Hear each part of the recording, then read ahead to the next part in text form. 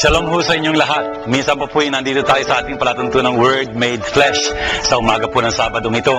Sana po ang ating pagpalatuntunan ito kung saan marami po tayong matututunan sa paghahanda natin sa ika-30 linggo sa karaniwang panahon ng Eklesiya ay talagang maging kaaya-aya para sa atin, para sa inyo, isang biyaya ho. Sana ho, tawagin nyo na yung mga kasambahin ninyo, yung mga kapitbahay nyo dyan, magtipon-tipon na ho tayo sa ating pag-aaral ng banal na salita ng Diyos para sa linggong ating kinakaharap.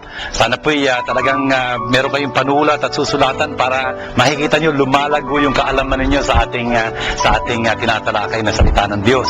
At sana ho talagang maging pagpapala ito sa bawat isa sa inyo. Naghahanda ho tayo sa ika-13 linggong ito at dami po nating matututunan sa ating palatuntunan ito. Sana ho sama-sama tayong makinig sa salita ng Diyos. Binabati ko kayong lahat, lalo na yung mga kaparihan na nanonood, yung mga nagpapahayag ng magandang balita sa mga komunidad, yung mga seminarista ho dyan, alam ko nanonood sila, yung mga kaibigan dyan na tumataguyod nito. Sana ho sama-sama tayo magpuri sa Panginoon dahil sa salita ng Diyos na ating naririnig, the Word Made Flesh.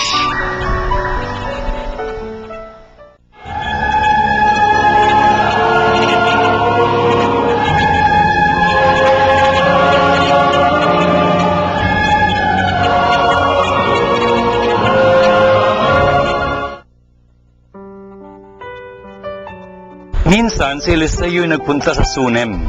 May isang mayamang babae roon at siya ay inanyayahang kumain sa kanila. Mula noon, doon siya kumakain tuwing pupunta sa lugar na yaon. Sinabi ng babae sa kanyang asawa, "Natitiyak kong lingkod ng Diyos ang taong ito. Bakit di natin siya ipagpagawa ng isang silid para matuluyan niya tuwing pupunta rito? Bigyan natin siya ng higaan, mesa, upuan at ilaw." Nang magbalik si Eliseo, doon siya nagpahinga sa silid na inihanda sa kanya. Pagkaalis ng babae, tinanong ni Eliseo si Giezi, "Ano kaya ang may tutulong natin sa kanya?" Sumagot si Giezi, "Wala po siyang anak at matanda na ang asawa." "Tawagin mo uli," utos ni Eliseo. Nagbalik ang babae at tumayo sa may pintuan. Sinabi sa kanya ni Eliseo, "1 taon mula ngayon, ikaw ay magkakaanak."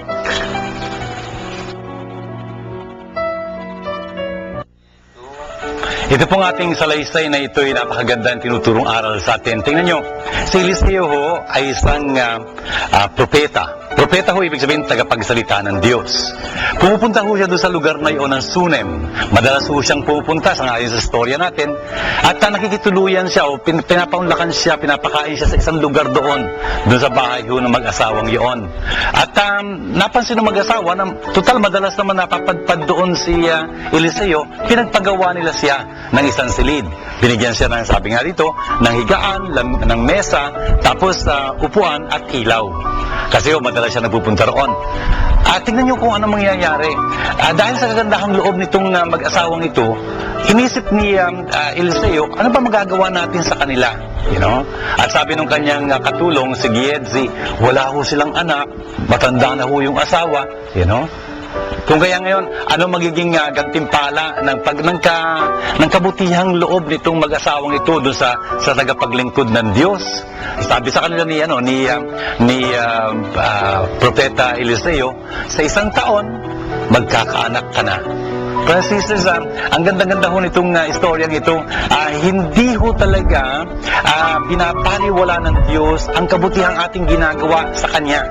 Ginagawa ho natin sa Kanya yun pagka ginagawa natin yun sa Kanyang tagapagsalita, sa Kanyang sa kumakatawan sa Kanya. Ganun ho lagi ang Panginoon. Hindi ho natin siya matatalo sa pagiging bukas palad. You cannot beat God in generosity. Ganun ho yun eh. Tingnan nyo, itong mga taong ito, talagang may maganda silang kalooban. They are generous. Kung kaya nga, talaga namang pagpapalain sila ng Panginoon. Sinasabi ho sa sulat ni San Pablo, God loves the cheerful giver. You know? Mahal ng Diyos yung bukas palad na nagbibigay. Tingnan nyo, itong nangyari dito ang kapalit ho noon sa kanila, hindi ho isang ordinaryong bagay. Ang kapalit ho noon na isang buhay na anak, isang anak ho. Brothers and sisters, na ipagdadasal ho yung anak, yung magkaroon ng anak. Ewan ko lang kung naranasan nyo ng nakakita kayo ng mga mag-asama, wala silang anak, pero pwedeng pagdasalan ho yun. Pagdasalan yun. I remember, noong nakalipas na buwan ng Mayo ho. Si Father ho nandun siya sa States at tapos ho merong dumalo dun sa conference na binigay ko doon. Mga kilala ko ho ito Ang approach ho sa akin, sabi sa Tito Pare, sabi ang tawag sa akin Tito Pare, nakikitito Pare sila sa akin. Tapos sabi na, Father, meron na ho kaming baby. I am 3 months pregnant, sabi ng babae, kasama yung kanyang asawang lalaki. Tuwan-tuwa ho sila. Bakit? Kasi ho nung Nobyembre ho, the past November, nandun ho si Father June sa kanila, sa San Jose, California ho ito. Tapos pinagdasal ho namin itong mag-asawang ito, para magkaanak sila. Ayun ho, last May, 3rd month na niya ng pagdadalang tao, na pagdadasal ho yung pagkakaroon ng anak. At tandaan ho natin, yung anak ho ay pagpapala ng Diyos.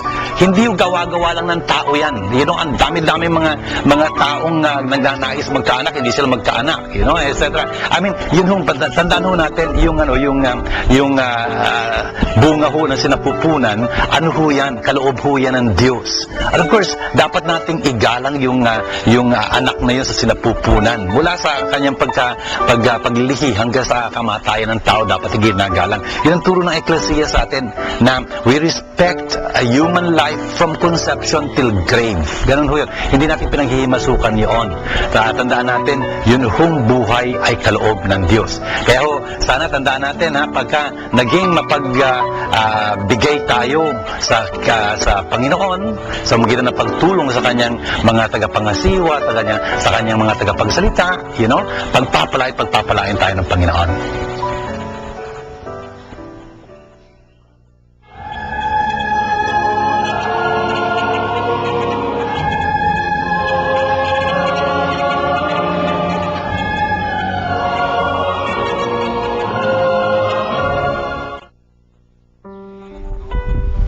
Hindi man rin yung nalalaman na tayong lahat na nabautismohan kay Kristo Jesus ay nabautismohan sa kanyang kamatayan.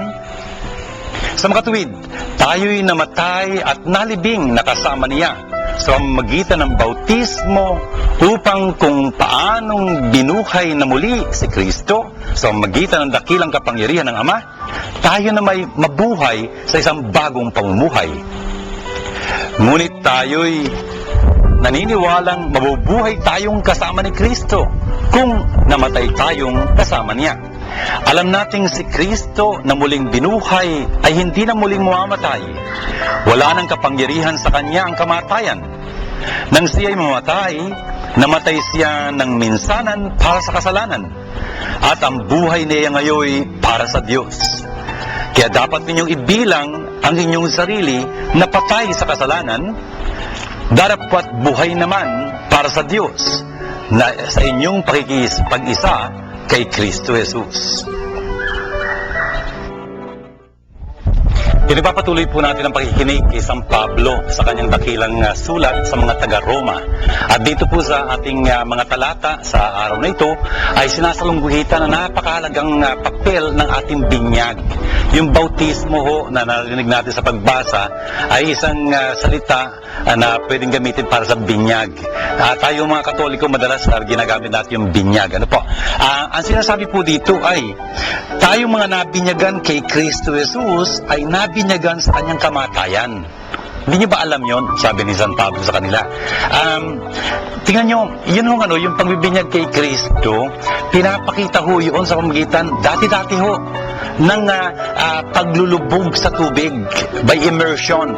Ngayon ho, binibinyagan yung mga taong binibinyagan sa pamagitan ng pagbubuhos ng tubig, Pero nung unang panahon ho, inilulublob siya dun talaga sa tubig. Parang may pool ho doon, Tapos binibinyagan kita sa ngalan ng Ama, blah, blah, blah, blah, blah, at ng anak, blah, blah, blah, blah, at ng Espiritu Santo, blah, blah, blah. Parang pinapakita yung paglulubog na yon nung kanyang paglilibing. Kasi yung nilibing tayong kasama ni Kristo. Yun ang sinasagisag ng pagbibinyag ng ganon.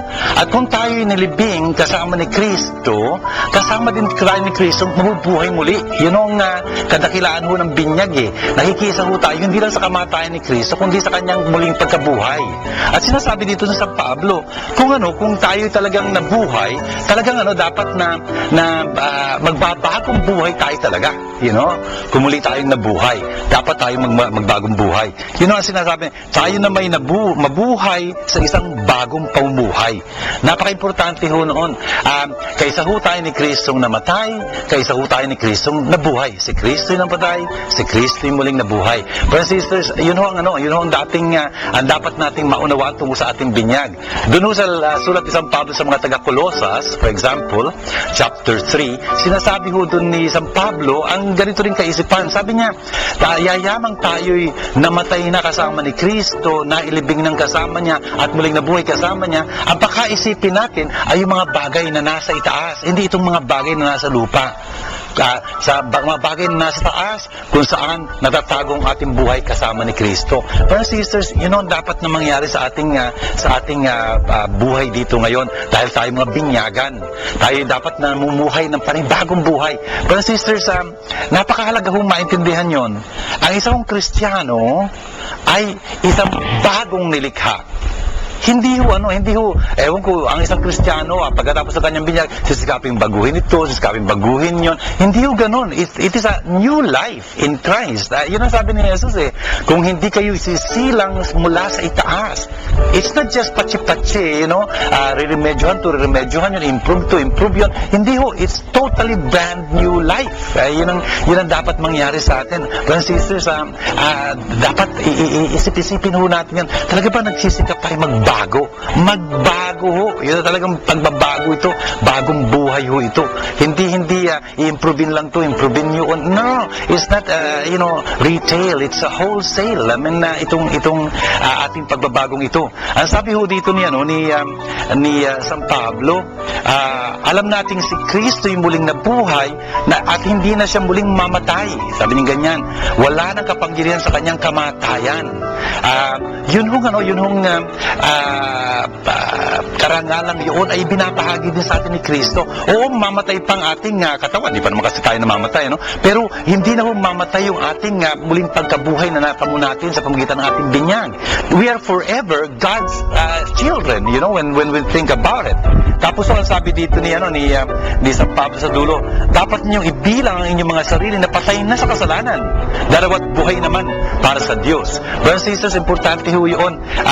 Dapat bilang isang Kristiyano, patay tayo sa kasalanan. Ibig sabihin, talagang iwinawaksi natin sa ating mabuhay ang kasalanan. Ibig sabihin nun, talagang yung kasalanan, hindi na magiging kapangyarihan sa ating buhay. Kasi kapangyarihan ng kasalanan, napaka-makapangyarihan kung tutuusin.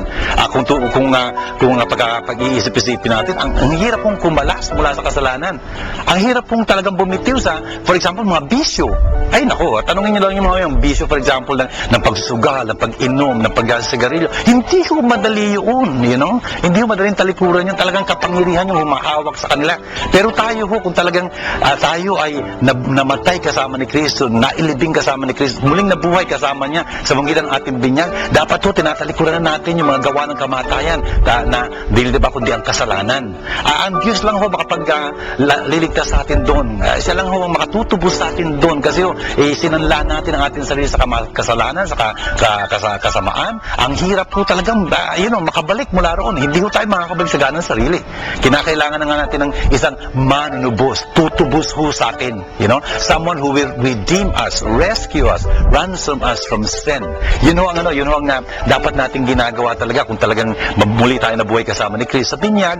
Dapat dapat talaga yung kasalanan, winawaksi natin. Talagang iniiwan na natin yung pangnagdaan na yun. At talagang sisikap tayo maging tapat sa Panginoon. You know? Brothers and sisters, meron hong sinabi yung isang napakabatang santo, si Santo Domingo Sabio, Saint Dominic Sabio. Estudyante ho siya ni Don Bosco. Santo ho siya. Ang sabi ho ni Dominic Sabio bilang kanyang motto, death rather than sin.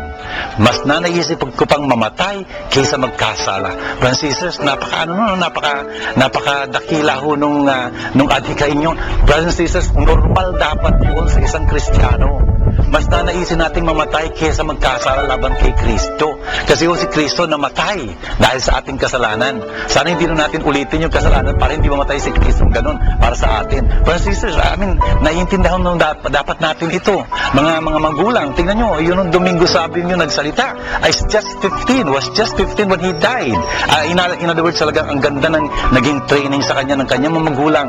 Napahalagahan niya ho ang biyaya ng Diyos. Napahalagahan niya yung pagkaibigan kay Kristo. Napahalagahan niya talaga ang pagiging anak ng Diyos. At tinalikuran niya kasalanan. Yun nga ho ang sinasabi sa atin dito, dapat buhay tayo para sa Diyos. Brothers and sisters, hindi negatibo lang yung Kristyanismo eh. Hindi lang ho tayo tatalikod sa kasalanan, bagkus haharap po tayo sa liwanag ng biyaya ng Diyos. Haharap po tayo sa pahayag, sa katotohanan ng salita ng Diyos. At isasabuhay natin ito para sa Diyos. Sa ganung paraan ho talagang nagiging tapat tayong mga kapatid at kaibigan ni Kristo. Siya'y nalibing, tayo din nalilibing sa pamamagitan ng binyag. At kung paano siyang muli nabuhay, tayo rin nabubuhay muli sa biyaya ng Diyos. Sana talagang iwaksi natin sa ating mabuhay ang kasalanan upang mamuhay tayo para sa Diyos.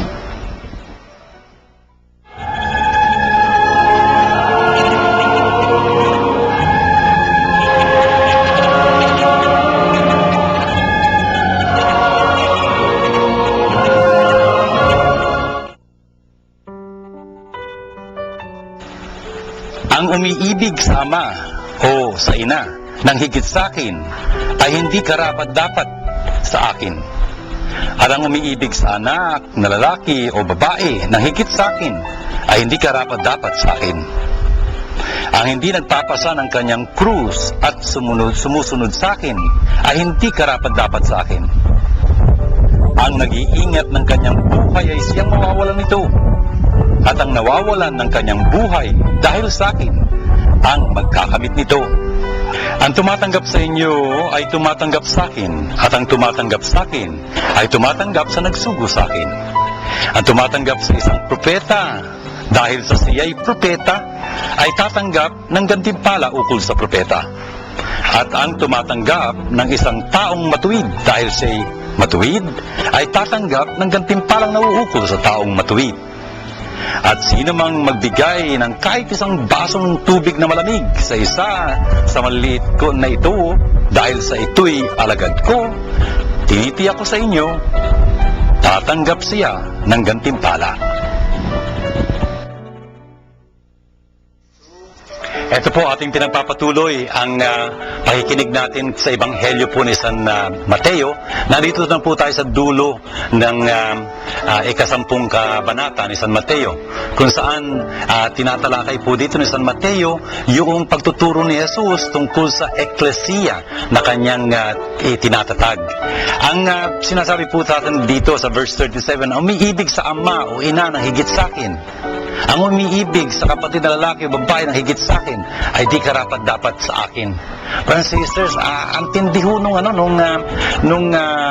sinasabi niyo ng Panginoong Jesus. Pinapakita lang ho doon na kung talagang magiging Kristiyano tayo, magiging disipulo tayo ni Kristo, ang hinihingi niya ho sa atin ay yung buong katapatan sa Kanya. You know? Ang mamahalin natin ay siya, higit sa lahat ho. Higit doon sa mas natural nating minamahal, ang mga magulang natin.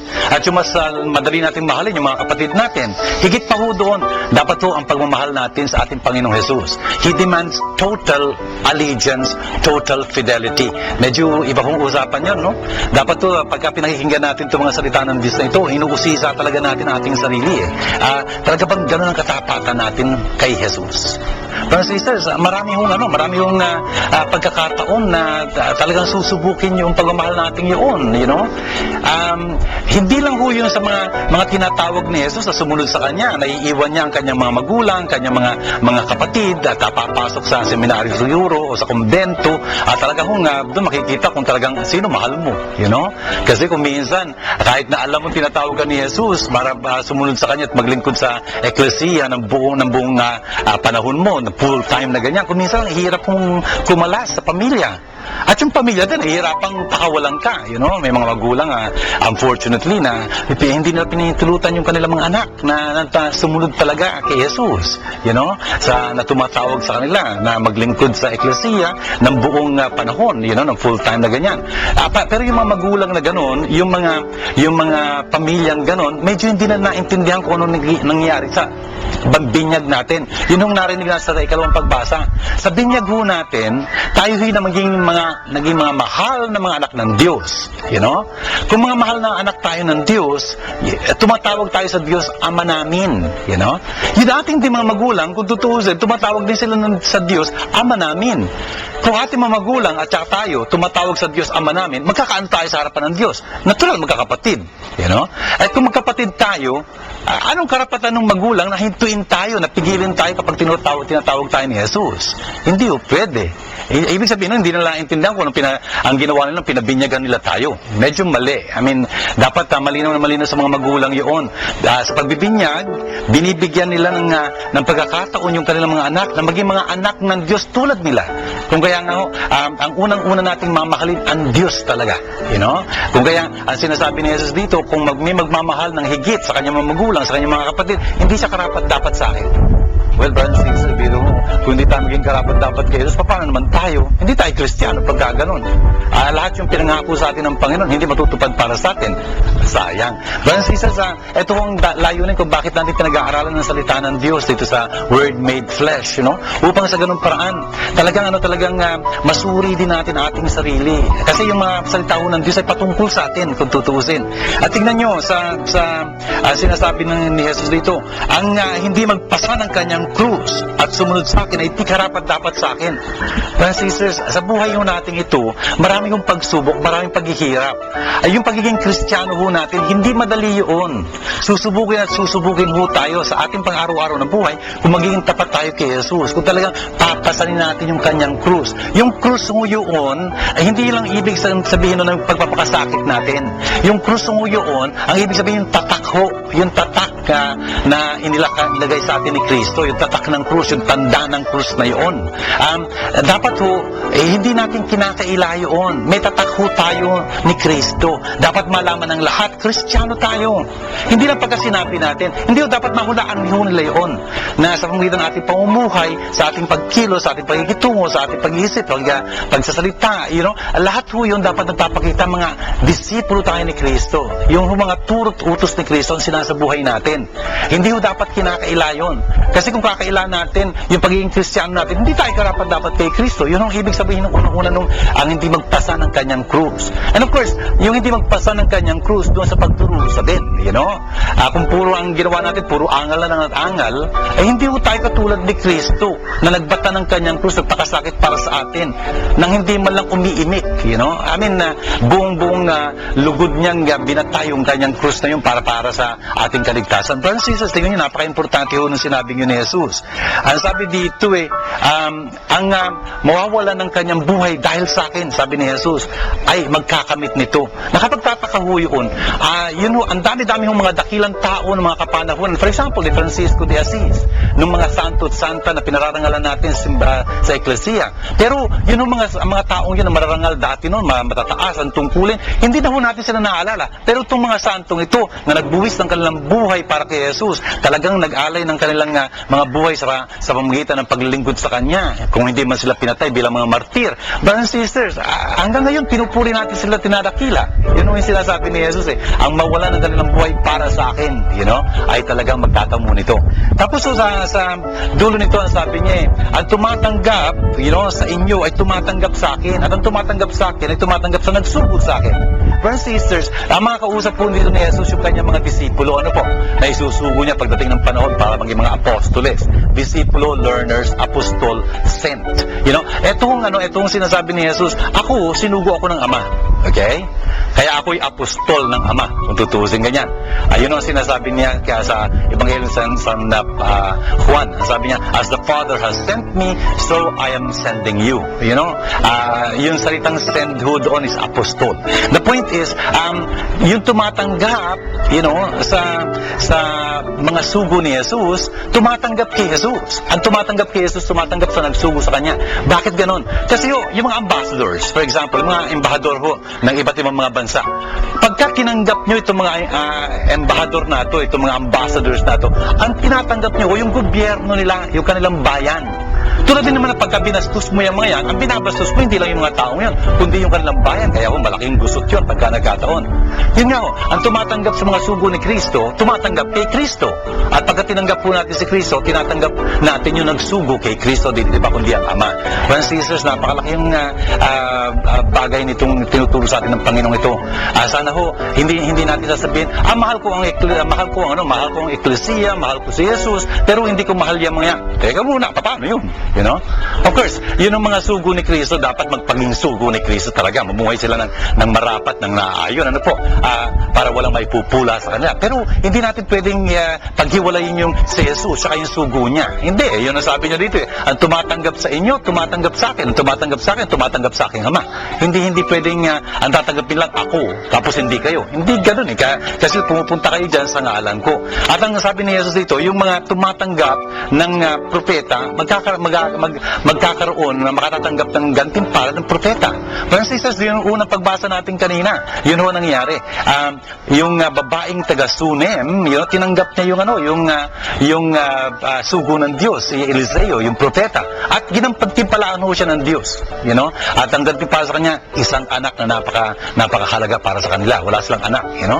Tayo rin ho, pagka tinanggap natin ang mga sugo ng Diyos at bukas palad tayong tumutulong sa kanila, yun ho ang mangyayari sa atin. Gagantimpalaan tayo ng Diyos. Ang sabi nga ni Jesus sa dulo nitong pagbasang ito, ang sino mang bigay ng kahit na isang basong tubig na malamig sa isa sa maliliit na ito, dahil sa alagad gusto, at tinitiyak ko, tatanggap nila ang kanilang gantimpala. Brothers and sisters, importante ho yun na napansin niyo ba, yung pagbibigay ho ng isang basong malamig na tubig, kasi doon sa konteksto nila, ang init doon, kung kaya isang malamig na tubig, ang laking ginhawa nun sa lalamunan, talaga nagpapaginhawa yun sa pinapainom. Ang maganda ho nito, kahit na napakaliit na bagay na ganun, kung ginagawa mo yun dahil alam mo yung ginagawa mo yan ay sugo ni Kristo, may gantimpala nakalaan para sa iyo. Brothers and sisters, huwag ho natin maliitin ang mga bagay na maliliit.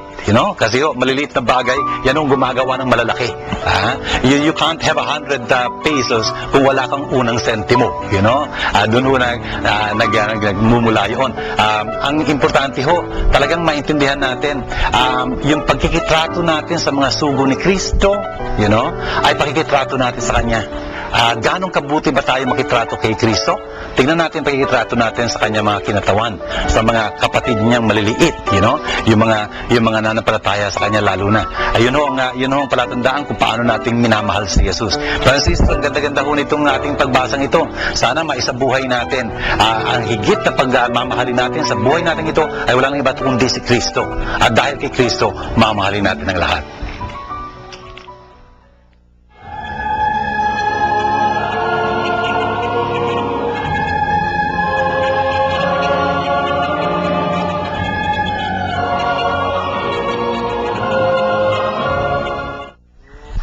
Ang dami-dami po nating natutunan sa pagbasang ito.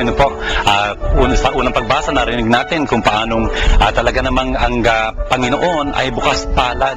Pagka ginagawan po natin ang kabutihan, ang sugo ng Diyos, talagang ang Diyos ay natutuwa at nagagantimpala. At doon sa ikalawang pagbasa mula sa kay San Pablo, sa kanyang sulat sa mga taga-Roma, pinapaalala uli sa atin kung ano ibig sabihin ng pagiging binyagan natin. Yung binyagan natin, ibig sabihin nun talaga nakikiugnay tayo kay Jesus. Sa kanyang paglilibing, sa kanyang muling pagkabuhay. Binibigyan tayo ng bagong buhay upang makapamuhay tayo bilang mga bagong nilalang. New creation. Talaga namang bagong-bago. Yun ang dapat nating sinisikap sa ating mga pagkatao. talagang iwinawaksi natin ang kasalanan, tinatalikuran natin ang kasalanan upang tayo talagang maging matapat sa Panginoon. Brothers and sisters, so nga pala, maganda hong maintindihan natin noong unang panahon, nung binibinyagan yung mga Kristiyano. Alam niyo pagka nagtatanungan, tinatakwil ba sa Satanas ang kanyang pagikayat sa masama, ang kasalanan? Sagot natin, opo, tinatakwil ko. Alam niyo, brothers and sisters, kung saan nakaharap yung mga tao? Nakaharap po sila sa kanluran. Kung nandito ang west, ang kanluran, nakaharap sila dito. Tinatakwil nila ang kadiliman. Kasi sa kanluran, kumakanlong ang araw. Hindi ba? Dumidilim doon. Tinatakwil nila yung kadilimang yon.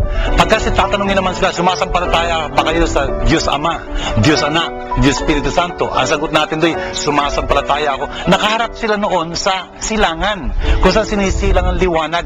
Gusto ko nilang yakapin ang liwanag ni Kristo. Napaganda kong bagay noon. Yun nga ho nangyayari sa ating binyag. Tinatakwil natin ang kasamaan ng kasalanan, ibig nating mamuhay sa Diyos. Tapos ang ebanghelyo naman tinuturo sa atin na talagang dapat si Jesus ang unang-una at tangi nating mamahalin. Siyang pinaka-importante ho sa buhay natin. Siyang number 1 sa buhay natin. Hindi lang ho yun, siya nasa sentro ng buhay natin. Talaga hong si Kristo ang iniikutan ng buong buhay natin, ng buong nating araw at ng sanlinggo, kung tutuusin. Sa mga tuwido, siya ang unang-una ho sa atin, kung kaya yung iba, mamahalin natin dahil lang kay Kristo. Hindi natin ho mamahalin ng higit ang iba para kay Kristo. Brothers and sisters, dapat ho tulungan tayo ng isipin ang ating mga sarili. Talaga nga bang ganun ang buhay natin? Si Kristo ba talaga ang pinakasentro ng buhay natin? Nabubuhay ba tayo para kay Kristo? You know? Para baka naman sa ibang bagay tayo nabubuhay. You know? Baka nabubuhay tayo para yumaman, para maging tanyag, para maging makapangyarihan. Ewan ko, may mas importante pa sa buhay natin kaysa kay Kristo. Nakakahiya ho yun. Hindi ho karapat dapat tayo kay Kristo pagka ganon. At ang sabi ni Kristo, dapat talagang yung pagbibigay natin, yung paggawa natin ng kabutihan, gawin natin yun dahil kay Kristo. Hindi tayo mawawalan ng gantimpala. Ngayon po, ibig ko makipagdasal kasama ninyo sa ngalan ng Ama at ng Anak at ng Espiritu Santo. Amen. Abba, mapagmahal naming Diyos at Ama, salamat pong marami sa napakalaking pagmamahal niyong pinapakita sa bawat isa sa amin. Pagmamahal na pinakita niyo sa amin ngayon sa pagitan ng biyaya ng inyong salita na aming napag-ukulan ng pansin ng panahon. Sana po yung mga salitang ito ay tumimo sa aming mga puso at talaga mas maunawaan namin sa tulong ng inyong Espiritu Santo. At sana po talagang matularan namin ang amin ng Birhen sa pagsasabuhay nito. Abba, mapagmahal naming Diyos at tinataas po namin sa inyo ang lahat ng mga nangangailangan ng tulong, ang humingi sa amin ng panalangin para sa kanilang mga may sakit, ang mga nalulumbay, namimigati, nangungulila sa mga sandaling ito. Pati na ho yung mga taong nagugulmihanan sa kanilang mga buhay, yung mga bibigat na problema dapat nilang lutasin, yung mga magulang na nalulumbay dahil na ang kanilang mga anak ay nawalay sa kanila o napalulun sa masambisyo. Abba, pagpalain niyo ho sila. Ang lahat ng ito inihiling namin alang-alang kay Kristong aming Panginoon. Amen. Sumainyo ang Panginoon at pagpalain kayong masaganang ng makapangyarihang Diyos, Ama at Anak at Espiritu Santo. Amen. Ayan po, nagtatapos muli ang ating palatuntunan dito sa ating Word Made Flesh. Sana po yung naging pagpapala ito sa bawat isa sa inyo. At kung naging pagpapala ho ito sa inyo, tulungan nyo kami upang maitaguyod pa natin at mapagpatuloy pa natin itong ating programang Word Made Flesh para ho sa kidarakila ng Diyos, ating mapagmahal na Ama, ng salita ng Diyos sa si Jesus, ng Espiritu Santo. Kasama po ang ating Birhen. Shalom sa inyong lahat.